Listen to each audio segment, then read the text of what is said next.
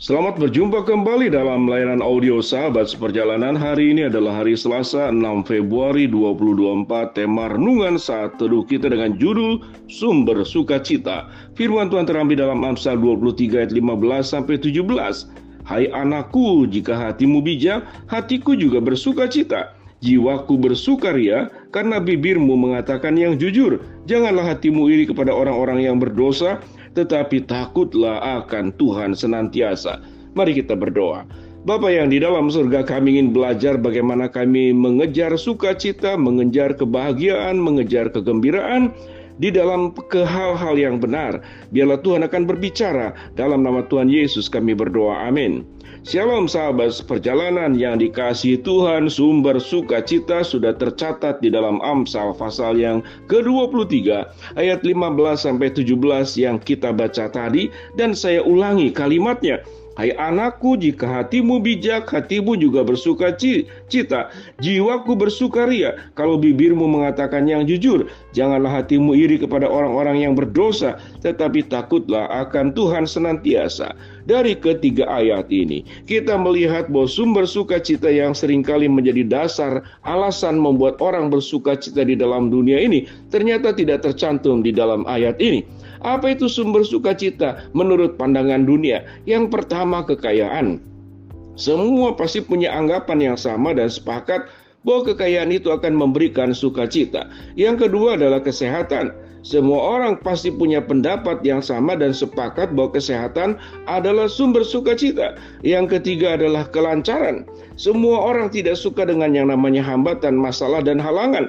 Tatkala hidup tidak ada hambatan, tatkala hidup tidak ada halangan, tatkala hidup tidak ada masalah, maka kita akan mengalami sukacita. Yang berikut, apa itu sumber sukacita? Sumber sukacita itu adalah tatkala apa yang kita harapkan di dalam berbagai macam bentuk itu kemudian terwujud dan terlaksana. Itulah sumber sukacita. Namun kalau kita jujur bahwa manusia seringkali menetapkan sumber sukacita, dasar yang membuat dia bergembira, dasar yang membuat dia sukacita, dasar yang membuat dia bahagia adalah semuanya bentuk-bentuk materi dan semuanya bentuk-bentuk yang ada di dalam dunia ini. Dan Alkitab mengajarkan ada sumber sukacita yang lebih tinggi dari semua yang disebutkan tadi. Apa yang firman Tuhan katakan? Hai anakku, jika hatimu bijak, hatiku juga bersukacita. Kita melihat kebijaksanaan itu menjadi sumber sukacita. Dan sukacitanya ternyata tidak hanya diri sendiri. Tatkala hatimu bijak, hatiku juga bersukacita. Siapa yang disebut dengan hatiku di sini? Hatiku di sini adalah ku, artinya itu Amsal. Kebenaran firman Allah. Sewaktu kita bijak, engkau akan bersukacita, aku pun akan bersukacita. Sehingga dasar sukacita itu tidak pernah bisa dilepaskan daripada kebijaksanaan hidup. Daripada kebenaran firman Allah yang menjadi sumber kebijaksanaan. Mengapa dikatakan bahwa hatimu bijak sebagai sumber sukacita? Karena orang yang bijak, dia akan bersukacita di dalam setiap keadaan. Sewaktu dia kaya, dia bersukacita. Tetapi tatkala dia kemudian jatuh miskin, dia tetap bersukacita karena dia bisa menyikapi kekayaan dengan benar, menyikapi kemudian kekurangan pun dengan benar. Tatkala dia menyikapi kekayaan, dia bersyukur bahwa kekayaan ini memang berkat yang diberikan kepadanya.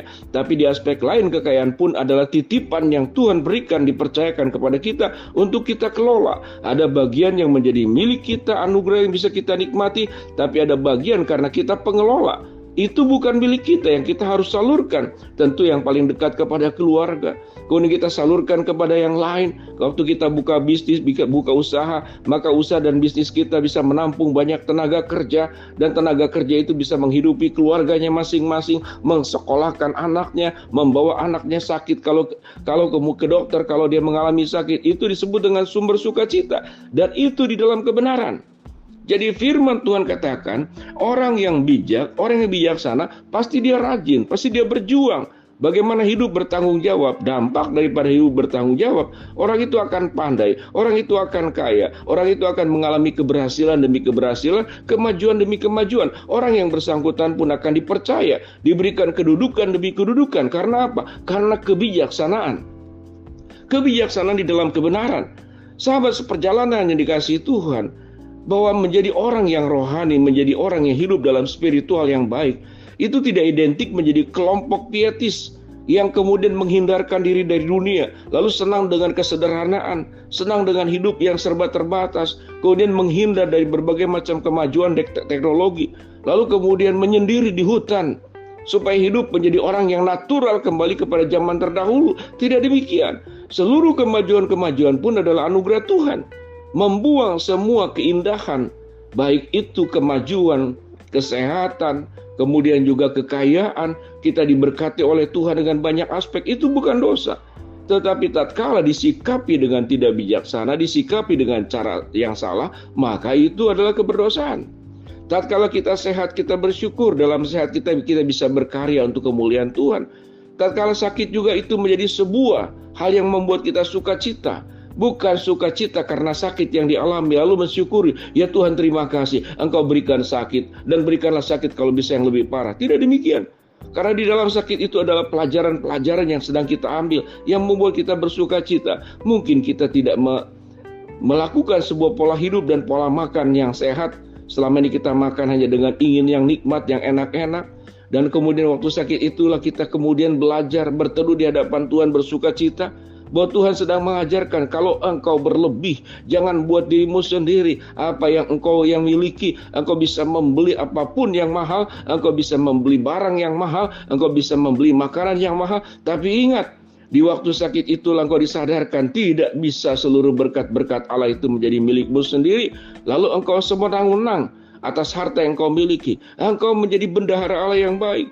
Engkau tahu kapan bagian mana yang menjadi bagian saya, dan bagian mana engkau sebagai bendahara Allah, engkau menyalurkannya kepada orang-orang tepat. Di saat sakit itulah engkau menyadari bahwa sakitmu itu karena nafsu yang berlebihan. Maka sewaktu engkau sehat, engkau akan berjuang bagaimana hidup menjadi orang-orang yang bijaksana. Firman Tuhan berkata, jiwaku bersukaria kalau bibirmu mengatakan yang jujur. Apa itu bersukaria? Apa itu sumber sukacita? Tatkala kita hidup di dalam kejujuran, jauh dari kebohongan, jauh daripada tipu-tipu, jauh daripada berkhianat, jauh daripada merugikan orang lain, maka itu akan menjadi sumber sukacita. Engkau punya sesuatu yang baik, banyak, namun engkau lakukan dengan cara-cara yang salah dan keliru. Engkau merugikan orang lain, menyakiti orang lain, membuat musibah buat hidup orang lain. Bukankah engkau punya hati nurani minimal? Apalagi engkau punya nurani yang sudah diterangi oleh Roh Kudus. Engkau ada firman Allah dalam hidupmu, ada Kristus dalam hidupmu. Apakah engkau akan bersukaria tatkala engkau mengalami kemajuan, kesenangan di atas penderitaan dan kesusahan orang lain? Engkau tidak pernah akan punya sukacita yang sesungguhnya. Firman Tuhan berkata, janganlah hatimu iri kepada orang yang berdosa, tetapi takutlah akan Tuhan senantiasa. Bagaimana engkau bersukacita? Jangan menyimpan sikap iri kepada orang lain. Maka sumber damai sejahtera dan sumber sukacita itu juga karena hati yang penuh dengan syukur dan tidak pernah iri dengan apa keberhasilan yang dimiliki oleh orang lain. Kalau kita memiliki 3 hal ini yang menjadi milik dari sahabat seperjalanan, percayalah engkau hidupmu akan penuh dengan sukacita setiap saat, setiap waktu. Dari perjalanan hidupmu engkau dipenuhi dengan sukacita karena engkau menjadi orang yang bijak. Engkau menjadikan kehidupan ini dibangun di atas kebenaran dan bukan di atas keserakahan. Itulah sumber sukacita.